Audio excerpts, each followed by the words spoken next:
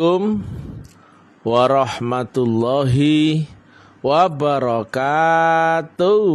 Waalaikumsalam warahmatullahi.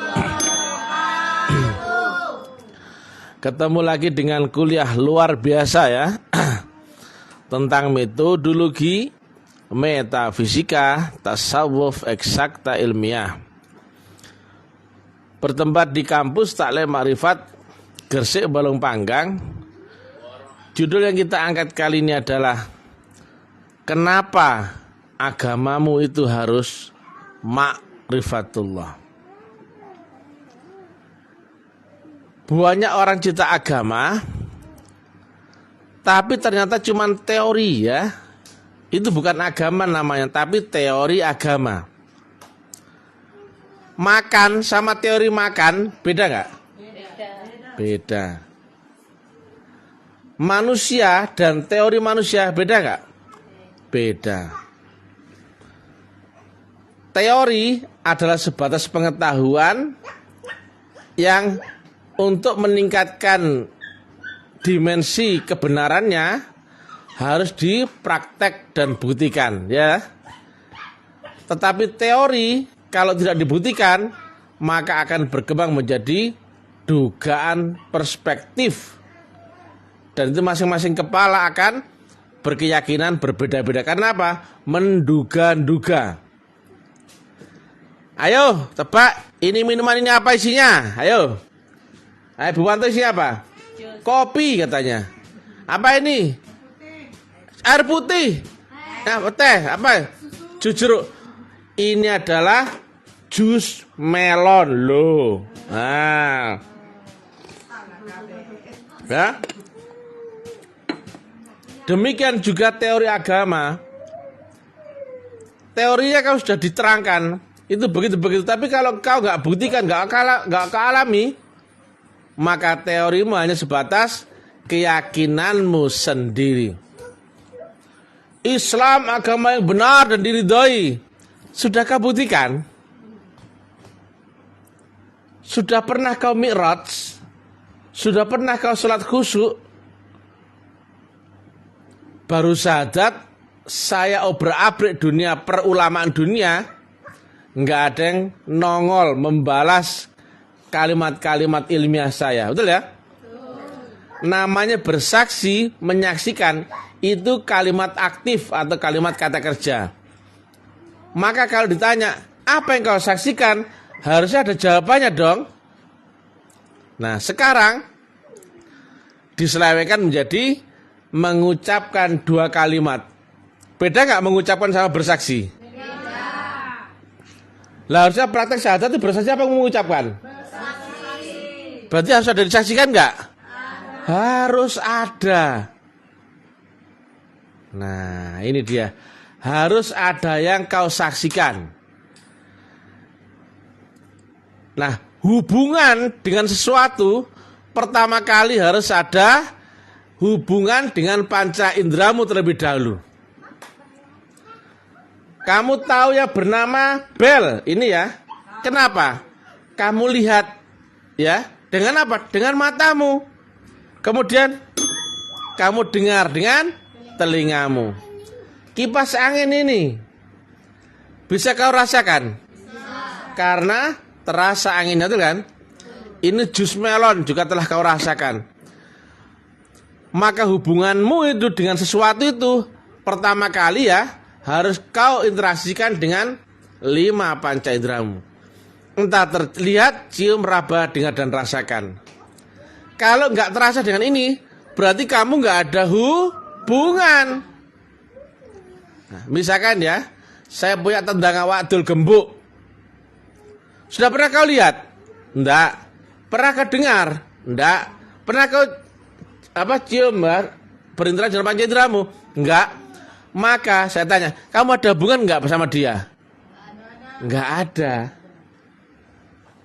Ya. Hubungan itu enggak ada ya.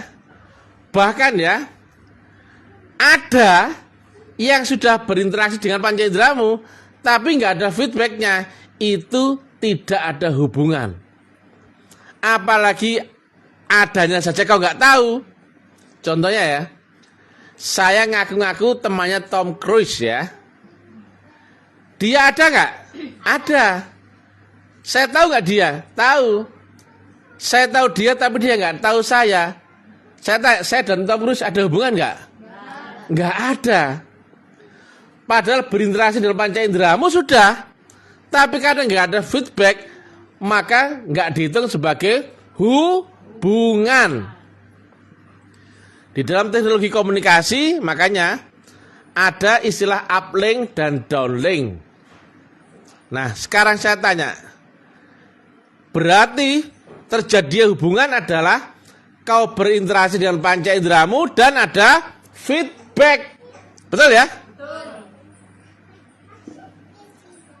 Nggak ada yang tahu kan? Siapa yang bernama Wa'dul Kamil sini dan nggak ada hubungan kan? Nggak ada. Nah, bagaimana cara kita berhubungan dengan Allah yang satu tidak pernah berinteraksi dengan panca inderamu? Panca indera itu apa? Terlihat, cium, raba dengan dan rasakan. Saya ada hubungan dengan kipas angin. Kenapa? Saya rasakan kentut, bunyi dan baunya. Minuman, wujud dan rasanya itu enggak? Lah, Allah yang mana yang Allah itu? Ayo ke. Dan itu harus terjadi di panca inderamu sendiri. Jika enggak terjadi di panca inderamu, dia enggak ada namanya.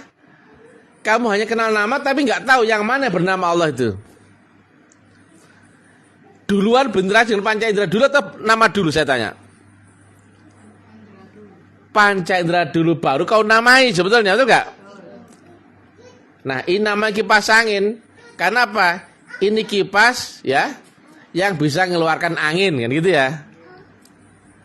Demikian juga ini disebut gelas karena tempatnya air. Kenapa enggak disebut lemari? Beda ya. Jadi nama itu menyesuaikan interaksi dengan panca indera, betul enggak? Ini topi, kenapa enggak dibilang gelang? Iya, betul ya? Loh iya kan? Berarti nama itu menyesuaikan interaksimu dengan dia secara panca indera, betul enggak? Jelas ya? Nah, yang mana yang bernama Allah di dunia ini? Ayo ke. Padahal kau kan tahu Allah itu zahir dan batin, betul enggak? Yang mana zahirnya? Betul? Allah itu wujud. Yang mana wujudnya? Ya enggak? Aduh ya. Nah, ini dia ya. Jadi yang bernama satu ya, harus berinteraksi dengan panca inderamu. Entah satu, entah dua, entah tiga ya, terserah ya. Dan dia menerang sifatnya wujud. Berarti wujud adalah ada yang bisa kamu lihat. Nah, ketika kau ketemu wujudnya, berarti kau telah tahu, oh itu yang bernama Allah. Tapi nggak cukup dengan itu loh ya. Karena apa? Saya mengaku ya tahu Tom Cruise, tapi Tom Cruise nggak kenal saya. Berarti ada hubungan nggak saya dengan Tom Cruise? Nggak ada. Maka ketika kau belajar mengenal Allah, satu, kau harus temukan dulu yang mana yang bernama Allah di dunia ini, betul nggak? Dan dia menerangkan sifatnya wujud, zahir. Maka ada wujudnya nggak? Ada. Dan itu harusnya bisa kau lihat. Betul? Itu yang pertama. Dua, tadi hubungan ya, ada hukum aksi reaksi ya, betul ya? Ada uplink, ada downlink. Maka kapan kau mengenal Allah dan kapan kau dikenal Allah? Kapan itulah kau ada hubungan. Nah, jika orang ya mengaku kenal Allah tapi cuma nama, ada hubungan enggak itu? Enggak ada. Orang mengaku kenal Allah ya, tapi ditanya mana yang bernama Allah di dunia ini, dia enggak ngerti. Ada hubungan enggak itu? Enggak ada. Jelas ya? Kamu tahu dia dan dia mengenalimu juga ya. Nah, ini dia yang enggak bisa dibantah ya. Berarti syahadat yang berkesaksian itu wajib mutlak. hukumnya, betul ya? Bukan mengucapkan. Kalau sekedar mengucapkan, ada hubungan enggak? Enggak ada, karena ucapanmu tidak meranah kepada interaksi panca indera, betul enggak? Panca indera hukumnya apa? Terlihat, cium, raba, dengar dan rasakan. Ucapan cuma teori, enggak pernah ada hubungan dengan panca inderamu, betul enggak? Maka inilah kelemahan ya, umat Islam sekarang sudah enggak tahu siapa Tuhan yang di dunia. Walaupun saya goblok-goblokan, nggak ada yang tahu, maka semuanya diam 1000 bahasa. Padahal yang bernama pasti ada hubungan dengan panca indera, betul ya?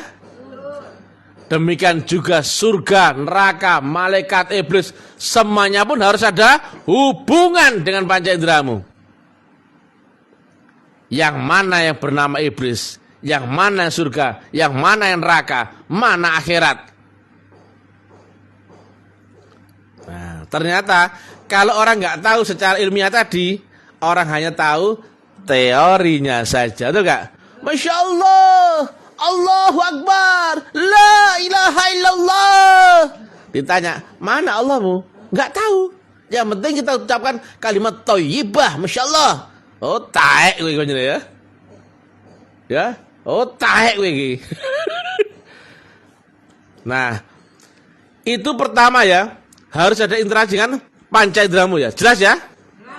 Kalau nggak terinteraksi dengan panca inderamu berarti dia nggak kedetek. Nah, hubungan tadi kan saya urai ya. Ada zahir, ada batin, betul nggak? Ada fisik, ada metafisik. Hubungan fisik berarti yang terjangkau dengan panca inderamu langsung. Saya ngomong dengan Bu Wanto, ini langsung nggak? Langsung. Fisik, fisik. Fitrah, fitrah. Tapi saya punya anak di Jogja, nggak terjangkau dengan kemampuan panca indera saya untuk berkomunikasi ya, karena terbatas ya kemampuan panca indera saya ya. Dia di Jogja dan sini jarak sekitar ya 200 kilo, anggap aja begitu. Maka bagaimana cara berhubungan dengan anak saya? Nah ini. Tadi ya harus kenal dulu ya. Nah ini dia ya. Dan itu mewakili pertanyaan saya. Bagaimana manusia mau berhubungan dengan Allah yang di Maliki Yaumiddin, atau puncak akhirat tertinggi. Aku raja di langit akhirat tertinggi, Maliki Yaumiddin. Bagaimana kau ada hubungan dengan Allah? Saya tanya berkali-kali, enggak satu pun yang nongol. Bagaimana cara mengingat Allah? Saya taek no jancuk no picek matamu asu, cuki mai pantek, padek celeng. Tai lasu, enggak ada yang bisa menerangkan. Loh, padahal mereka disebut ulama loh ya. Loh, ulamamu cap apa berarti? Oh, cap teori taek, ya toh? Oh, fase dia ngomong. Ya. Satu ya. Jika kau berhubungan dengan apa? Jasmaninya, maka kau harus berinteraksi dengan 5 panca indera, betul enggak? Tetapi jika dia sudah di ranah metafisika atau di ranah yang tidak terjangkau oleh fisikamu, maka dia sudah masuk ke ranah metafisika. Maka nggak bisa kau memakai kemampuan fisika, karena dia sudah meta, di atas alam fisikamu, di atas kemampuan fisikamu. Maka kau harus pakai teknologi. Ini ada gambarnya. A berhubungan dengan B. Jika dia dibatasi oleh batas fisik, entah itu batas panca indera, entah batas dunia, berarti di sini sudah di luar jangkauan fisika. Berarti ini sudah metafisika, betul ya? Jika ini dunia, ini sudah akhirat, betul ya? Maka mungkin nggak ada hubungan jika tidak memakai teknologi? Gak mungkin, karena panca inderamu gak bisa menembus di luar panca indera kemampuanmu. Dunia gak mungkin bisa menembus akhirat, betul apa gak? Nah, kenapa kau harus temukan dulu yang mana bernama Allah, yang zahir, dan dia pula menyebut dirinya batin, ya gak loh? Berarti dia bisa disebut zahir ketika apa? Di dunia ada zahir yang mewakilinya, tapi dia batin adalah dia maha metafisika tertinggi. Nah ini. Tetapi antara zahir dan batin itu ada hubungan. Demikian jika dia adalah awal dan akhir. Loh, itu kan dua sifat yang bertolak belakang, ya enggak? Zahir batin bertolak belakang enggak? Bertolak belakang. Awal dan akhir bertolak belakang enggak? Bertolak belakang. Tapi ada hubungan lewat teknologi metafisika.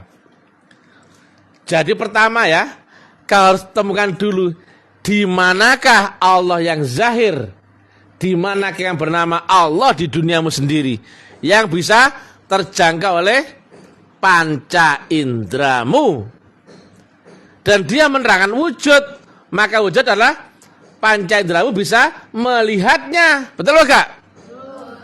Dan ini saya tanyakan di publik, apa yang kau saksikan dalam syahadatmu? Harusnya kan Allah, ya kan? Lantas yang mana yang bernama Allah? Gak ada yang ngerti, ya kan? Apanya Allah yang kau lihat, coba? Gak ada yang ngerti. Ngeri ini ya? Ngeri ya? Betul ya? Semua orang syahadatnya hanya sekedar mengucapkan. Mereka bersaksi enggak? Ketemu Allah yang wujud enggak? Kenal Allah di dunia enggak? Ngeri. Padahal dia ceramah kesana kemari cerita agama. Yang ini saja gak kenal, apalagi yang ini. Nah, kau harus temukan Tuhannya di dunia ya.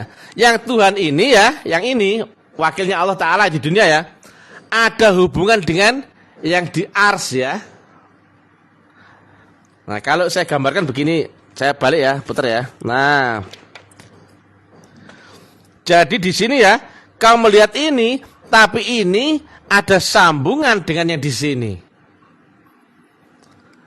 Kenapa Tuhanmu maha segalanya? Karena dia mutlak. Lihat rumus ya.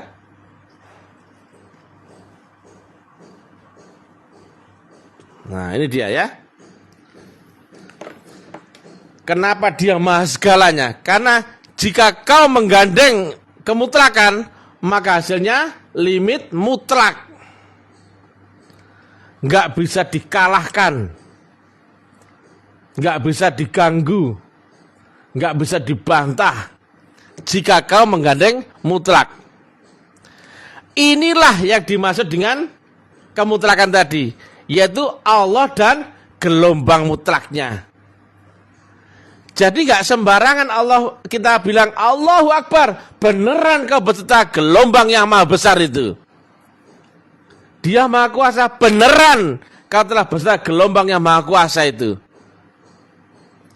Kalau kau bilang Allahu Akbar, tapi nggak ada gelombang mutlaknya, Allahu Akbar, Allahu Akbar, jancoplok, loh aku kok dikaplok. Pada teorinya kalau Allahu Akbar, kau beserta Tuhanmu yang maha besar, kau nggak tersentuh masalah, betul ya? Harusnya begitu. Ketika kau menggandeng ya kemutlakan, jika benar ya, maka kau pun akan mutlak juga. Kau nggak akan kalah di dunia dan di akhirat. Kau nggak akan kalah dengan sihir, tenung, santet dan sebagainya. Ini. Maka Allahu Akbarmu full power karena kau telah beserta dengan gelombang mutlak itu sendiri. Nah, sekarang ya, bagaimana A mau berhubungan dengan B? Berarti jika lihat gambar ini harus temukan dulu B aksen, betul nggak? Siapa B aksen? Wakilnya B yang di duniamu, yang bisa berinteraksi dengan panca inderamu.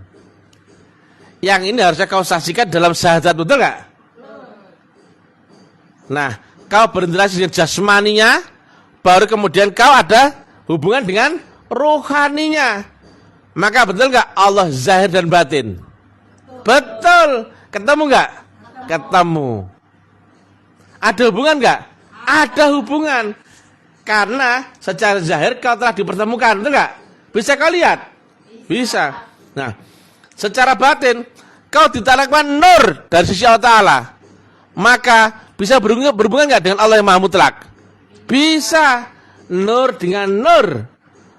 Maka beserta dengan guru nur akan adaptasi mi'raj sampai kepada sumbernya nur, yaitu Allahu Subhanahu wa Ta'ala. Jadi hubunganmu ada timbal balik ya. Kau kenal, kau tahu ya. Dan jika dia wujud, kau lihat. Maka apa yang kau ingat dalam sholatmu adalah apa yang kau lihat. Saya ulangi lagi ya. Jika kau kenal dia dari wujudnya, jangan bilang kau ingat dengan suaranya. Betul enggak? Allah sifatnya apa? Wujud. Kira-kira bisa enggak kau ingat dari suaranya? Ya enggak dong. Saya ulangi lagi ya. Allah sifatnya apa? Wujud. Wujud terlihat apa terdengar apa terasa apa tercium? Terlihat. Maka yang kau ingat akan Allah adalah apa? Wujudnya. Jelas? Maka inilah yang pertanyaan nggak pernah dijawab oleh orang lain. Apa yang kau ingat dalam sholatmu? Harus jawabannya adalah wujudnya. Betul? Misalkan kentut ya. Kentut itu bau dan suaranya. Apa yang kau ingat? Wajahnya. Gak mungkin kan? Betul ya? Betul gak?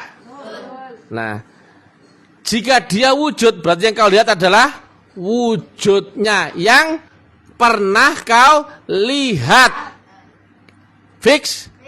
Maka cocok gak dengan ini wajah tuh wajhiyah? Cocok. Kuhadapkan wajahku kepada wajah, bukan suara, bukan bau, bukan pula apa yang lain ya, tapi wajahnya. Makanya saya geber dimanapun. Katanya kau sholat menyembah Allah, katanya kau ingat Allah, lantas apanya Allah yang kau ingat? Goblok. Bidek kabeh. Yang kau ingat adalah apa? Wujudnya, wajahnya yang kau lihat dalam syahadat itu. Jelas? Jelas. Tepuk tangan. Kalau saya salah mengajarkan Anda sesat, kan bisa ditangkap polisi. Betul? Tapi karena ini ilmiah, logik tinggi, dan dibenarkan Quran dan hadis, maka harusnya akalmu yang kau selaraskan untuk bisa menerima uraian ilmiah ini. Betul ya? Nah, berarti secara jasmani kau ada hubungan nggak dengan Allah? Ada, karena kau ingat. Bisa mengingat. Tapi hubunganmu dengan Allah gak sekedar mengingat, tapi harusnya nyambung. Betul ya? Makanya agamamu harusnya ma'rifatullah. Yang disebut agama itu adalah ada hubungan kau dengan Allah. Berarti ada sambungan, ada connectingnya. Nah, mengingat adalah kemampuan panca inderamu dengan dia yang di dunia, yang terbaca oleh panca inderamu. Betul gak? Nah, mengingat berarti sudah tahu dia yang di dunia, ya betul ya? Dan bisa kau ingat. Tapi belum ada hubungan ya? Belum ya? Nah, lanjutannya adalah kau harus dibaiat untuk dapatkan nur kitab dan nur iman, dan kau harus tahu caranya. Maka ada hubungan timbal balik. Nah itu. Jika kau sudah tahu sifat wujudnya Allah, kau sudah tahu yang mana bernama Allah di dunia, tapi kalau nggak ada kemampuan untuk menembus akhirat, bisa nyambung nggak? Nggak bisa. Maka sebetulnya saat kau dibayat, saat itulah kau masuk akhirat. Saya geber kalimat-kalimat saya. Kenapa nggak ada yang bantah? Karena ini bukan kajian anak-anak. Mungkin ada pelaku makrifat juga, tapi mereka gak akan berani nongol untuk menjelaskan karena ketidakmampuannya. Berarti yang bisa menjelaskan metodologi makrifat hanya pelaku makrifat yang bisa menerangkan secara ilmiah. Pasti ada ahli makrifat lain juga, tapi belum tentu berkemampuan untuk menerangkannya secara ilmiah. Karena jika nggak ilmiah, salah ngomong, maka halal darahnya. Betul? Dulu terjadi pada Syekh Siti Jenar, Ibnu Arabi, atau Mansur Al-Halaj. Tapi kalau bisa TM, sampaikan secara ilmiah, metodologik, dan nalar semua orang bisa menerima. Dan tidak bisa dibantah. Walaupun saya menerangkan agama sangat berbeda dengan pandangan umum daripada ulama-ulama dunia. Jauh ya? Jauh ya. Jadi ya, sudah jelas ya, ditanya yang zahir ketemu enggak? Nah, ditanya yang batin pun kita sudah tahu caranya. Jadi hubunganmu harus lewat gelombang dan frekuensi. Nah, jarakmu dengan Allah ini, kata Nabi, ada 7 lapis langit dimensional. Ini jarak metafisika yang tak terhingga. Ya. Tetapi ya, kau bisa memakai teknologi metafisika yang prinsip teknologi metafisika adalah dengan menyamakan gelombang dan frekuensi. Semua hubungan praktek di alam metafisika pasti memakai gelombang dan frekuensi. Radio, televisi, apa saja yang sudah di luar jangkauan kemampuan manual fisikamu secara fitrah, maka sudah ranah metafisika. Dan hubungan itu semua pasti lewat gelombang dan frekuensi yang sama. Maka di alammu sendiri kau harus temukan dulu di manakah alamat ordinat sang pembawa gelombang dan frekuensi atau channel yang mau kau hubungi di alam fisikamu. Kau menghubungi Allah dari duniamu, kau harus temukan dulu di manakah channelnya Allah di dunia. Tepuk tangan.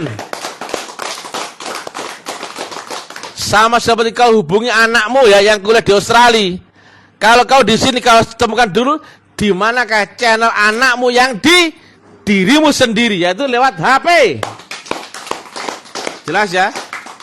Jadi kalau sudah di luar jangkauan fisika, pasti masuk ranah metafisika. Dan ranah metafisika hubungannya harus dengan menyamakan gelombang dan frekuensi dan teknologi metafisika. Itu mutlak. Maka Allah itu fisik yang di dunia, betul gak? Tapi Allah maha metafisik yang di Malik Yaumiddin. Maka kau bisa menghubungi yang maha metafisik lewat fisik. Tapi dengan teknologi wasilah. Wabtagu ilahil wasilah wajahidu fisabili la'allakum tuflihun. Sudah jelas ya?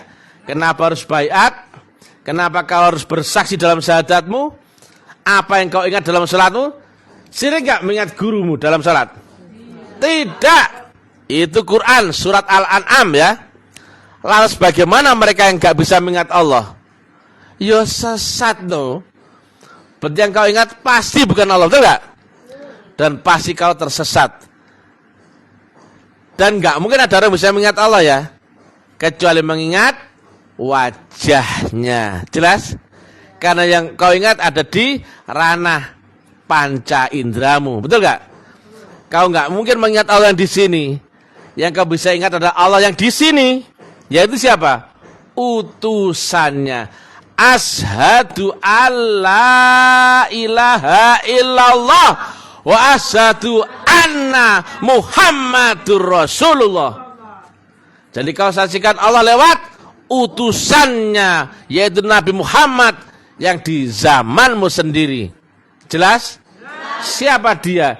Dia adalah mursiduna wa murabbituna al-arif billah as-sayyid as-syekh ayahanda guru qaddasallahu sirrahu. Bukan yang lain. Tapi ngaku-ngaku boleh gak? boleh main-main semua ya. Tapi kalau kau mencari agama yang beneran, agamanya ke sini. Buktinya apa?